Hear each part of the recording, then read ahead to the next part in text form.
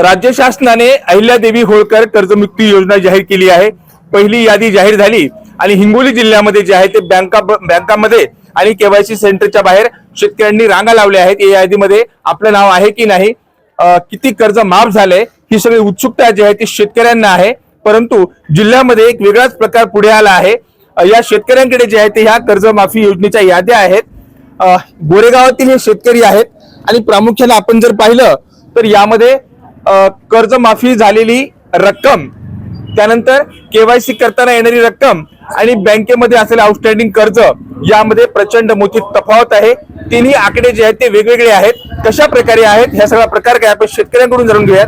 दादा, हा सगळा प्रकार कसा आहे नेमका? नाही, मुळातच आता ही यादी प्रसिद्ध झाली आहे, सरकारनं प्रसिद्ध केली। या यादीवर रक्कम दाखवायला 44,566 आणि जेव्हा आम्ही थंब लावायला गेलो त्या ठिकाणी थंब लावताना 1,64,000 रुपये दाखवायले आणि मुळात आम्ही रक्कम घेतली बँकेकडून 98,000 रुपये। मग आता ही 44,000 आमच्या खात्यावर येणार आहे, 1,64,000 आमच्या खात्यावर येणार आहे का 98,000 रुपये आमच्या खात्यावर येणार आहेत? हे सरकारनं सांगावं। सरकारले शेतकऱ्यांना कर्जमाफी द्यायची नाही का काय? अगोदर कर्जमाफी मागताना अनंत अर्जुन आंदोलन करा, मोर्चे करा आणि इकडून तिकडून दिली तर त्या याद्यामध्ये या ठिकाणी तफावत, म्हणजे सरकार शेतकऱ्यांना निश्चित चक्रात मारायला लावायला का काय? हाही प्रश्न आमच्या मनामध्ये या ठिकाणी निर्माण झालेला आहे। आपल्यासोबत आणखी देखील शेतकरी आहेत।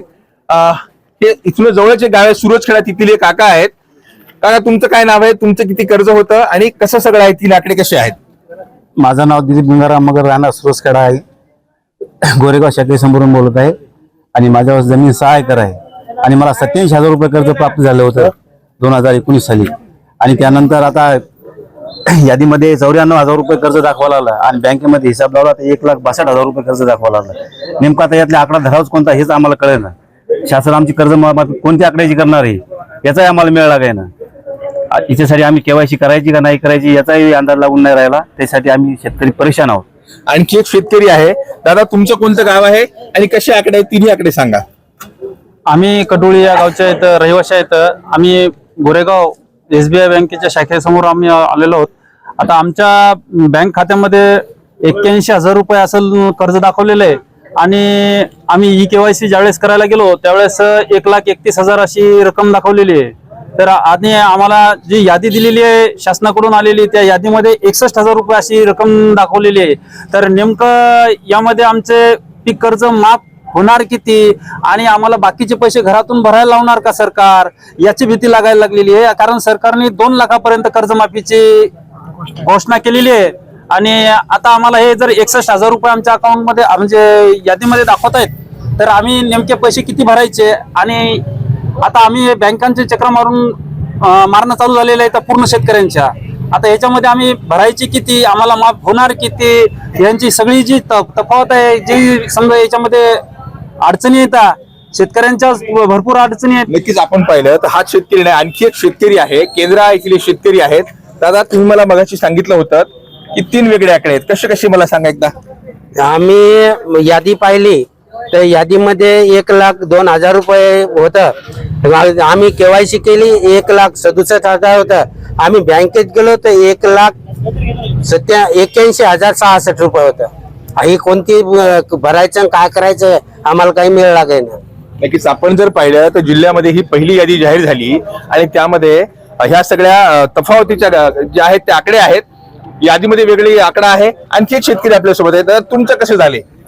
नाही, मुळामध्ये माझ्या आईच्या नावे 2,46,000 रुपये मी कर्ज घेतलं होतं। कर्ज घेतल्याच्या नंतर त्याच्यामध्ये आता यांनी यादी जाहीर केली म्हणजे सहकार विभागाने, त्यामध्ये 1,73,000 थकीत दाखवा लागलं आणि मुळात माझ्यावर कर्ज आहे 4 लाख। म्हणजे राज्य सरकारने शेतकऱ्याच्या तोंडाला पानं पुसण्याचं काम हे केलेलं आहे आणि देवेंद्र फडणवीसांना इथला शेतकरी माफ करणार नाही। खऱ्या अर्थानं 2 लाख रुपये जर कर्जमाफी होती तर मग यादीवर 1,73,000 आले कसे? हा सगळ्यात मोठा प्रश्न आहे ना। म्हणजे शेतकऱ्याला यांनी फसवलं, नुसती नावाला कर्जमाफी दिली आणि जिल्हा प्रशासन यांनी कामाला लावलं मोठा गाजावाजा करून सगळ्याला अहिल्यादेवी होळकर कर्जमाफी। अहिल्यादेवी होळकरांच्या नावावर खोटं तरी बोलू नका ना, मग द्यायचे असतील तर सरसकट रक्कम द्या। पण देवेंद्र फडणवीसांनी आम्हाला फसवलं आणि ही फसवी कर्जमाफी। काय मागणी सर शेतकऱ्यांची, तुमची मागणी काय आता? नाही, मागणी हीच असेल की सरसकट झालं पाहिजे 2 लाखापर्यंत। याच्यातनी अटी निकष ठेवू नये इकडे बँकेवाले सांगते ते DDR ऑफिस सांगते याच्यात शेतकरी संभ्रमात आहे आणि आता सगळं यादी निघल्यापासून शेतकऱ्याची पूर्ण गर्दी ही बँकेकडे लागलेली आहे. नक्कीच आपण पहिले शेतकऱ्यांची गर्दी आहे, नेमका कुठला आकडा जो आहे तो ग्राह्य धरावा अशी शेतकऱ्यांना संभ्रमावस्था आहे. जर ई केवायसी केलं तर जो बँकेतला आकडा आहे तो मोठा आहे आणि ई केवायसी करून आपला कमी आकड्याचीच कर्जमाफी होईल अशी शेतकऱ्यांना भीती आहे. नक्कीच यामध्ये येथे जिल्हा प्रशासनानं सहकारी विभागाने लक्ष घालून या याद्या आणि हे आकडे अद्ययावत करावेत, यामध्ये दुरुस्ती करावी, तफावत दूर करावी अशीच मागणी आता पुढे येऊ लागली आहे. मनीष कराड, न्यूज 18 मराठी, हिंगोली.